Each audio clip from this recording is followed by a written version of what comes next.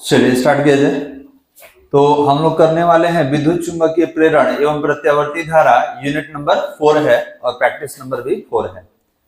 चलिए बताइए question number 1 का क्या होगा बालक। वेबर मात्रक है, तो वेबर किसका मात्रक होता है? तो चुंबकीय फ्लक्स का होता है, ऑप्शन नंबर सी सही है। चलिए नेक्स्ट आते हैं क्वेश्चन नंबर 2 पर और 3 पर।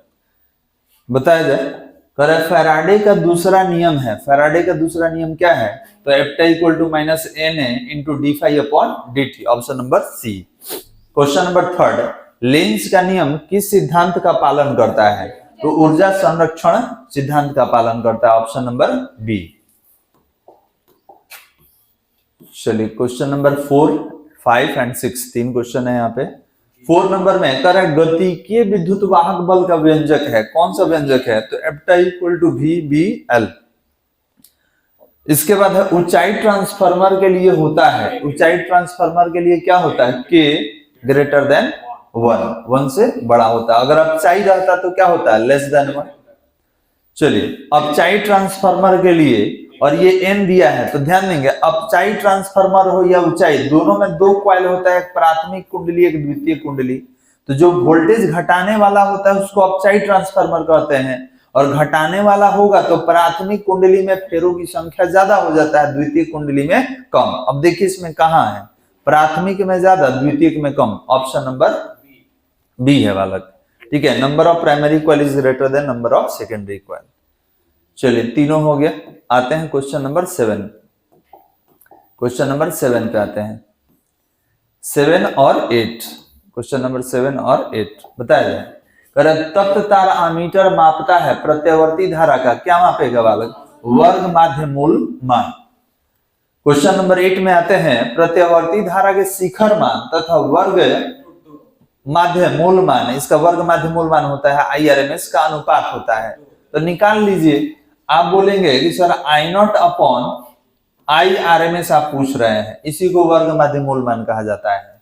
तो ये क्या है? ये तो ऑलरेडी आई नॉट है, इसके अपॉन में 1 कर दीजिए, और आई नॉट अपॉन अंडर रूट 2 होता है। 4 स्टेप कीजिएगा तो आई नॉट अपॉन 1 और रूट 2 अपॉन आई नॉट, ये दोनों कैंसिल, तो कितना बच जाएगा? Under root 2। ऑप्शन नंबर कौन सा हो जाएगा बालक? बी। चलिए क्वेश्चन नंबर 9 पे आते हैं। क्वेश्चन नंबर 9 क्या कह रहा है? 9 क्या कह रहा है कि चोक कुंडली का व्यवहार होता है। कहाँ व्यवहार होता है बताइए? तो याद रखेंगे एसी परिपथ में धारा को घटाने के लिए, ऑप्शन नंबर बी। प्रेरण कुंडली का उपयोग होता है। प्रेरण कुंडली का उपयोग कहाँ करते हैं हम लोग? एक्सरे को चलाने में होता है। एक्सरे को चलाने में इसका उपयोग किया जाता है। आते हैं क्वेश्चन नंबर 11 पे। चलिए क्वेश्चन नंबर 11 बताइए मेरे को कि वेबर बराबर होता है, तो टेस्ला मीटर स्क्वायर को वेबर कहते हैं। टेस्ला मीटर स्क्वायर को ही वेबर कहा जाता है। क्लियर है बालक? चलिए अगला क्वेश्चन है कि यदि L तथा R क्रमशः प्रेरकत्व एवं प्रतिरोध को व्यक्त करते हो तो L अपॉन R की बीमा होगी। याद रखिए T होता है, केवल T होता है। हम लोग निकाले थे इसका बीमीय सूत्र। ठीक है, क्या होगा? T होगा।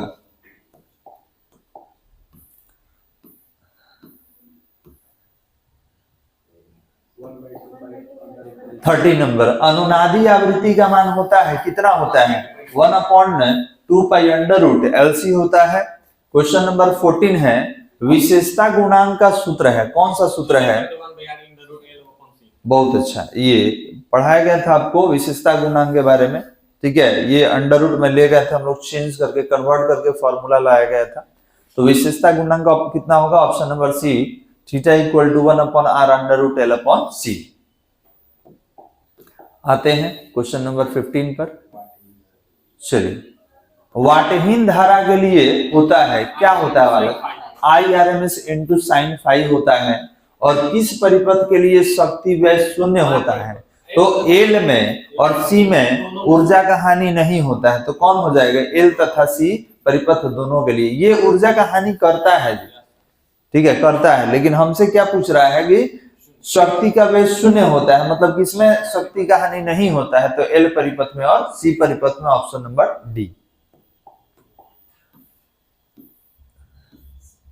क्वेश्चन नंबर 17, सीआर परिपथ का प्रतिबाधा बताइए। प्रतिबाधा तो एक आर है एक सी है, तो आप देख सकते हैं कि आर स्क्वायर, क्योंकि देखिए एक्ससी क्या होता है 1/c ओमेगा होता है। एक्ससी क्या होगा, x equal to 1/c omega होता है। तो यहाँ 1/c ओमेगा कहाँ दिख रहा है, तो एक ही जगह दिख रहा है, तो ये हो जाएगा हमारा।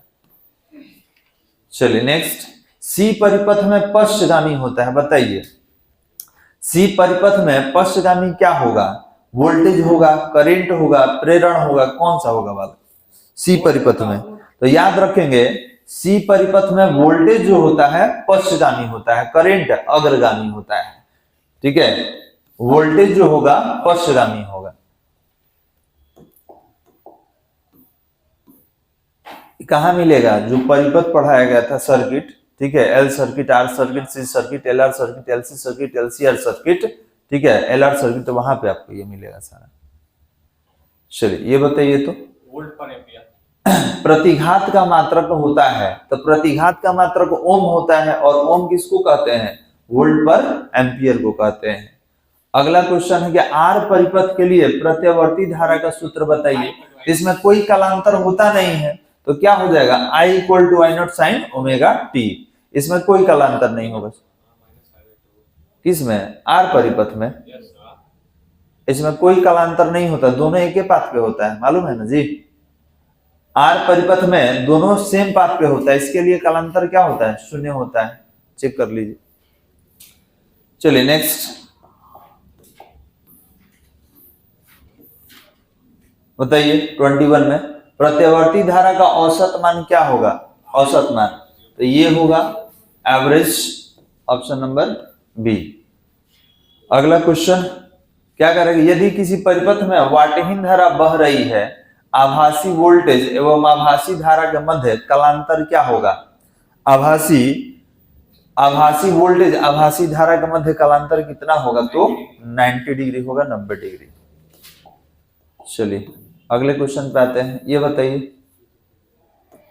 किसी शुद्ध प्रेरकीय परिपथ में धारा क्या होता है, तो विद्युत वाहक बल से 90 डिग्री पीछे रहता है।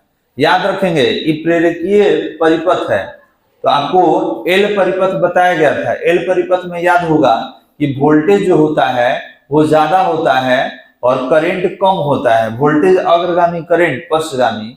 तो इसमें क्या कर रहा है कि विद्युत वाहक बल से 90 डिग्री आगे रहता है, धारा नहीं, विद्युत वाहक बल से 90 डिग्री पीछे रहता है। तो ऑप्शन कितना होगा, ऑप्शन नंबर बी। ऐसे बनाया जाएगा इसका, ठीक है। एल परिपथ के लिए वोल्टेज होगा, ये करंट होगा, तो यहाँ पे एंगल कितना बनेगा 90 डिग्री π/2। तो इसमें वोल्टेज अग्रगामी है, करंट क्या है पश्चगामी। तो किससे पश्चगामी है, तो विद्युत वाहक बल से 90 डिग्री पीछे रहता है। कोई दिक्कत यहाँ तक बालक, बस रोक दिया जाए।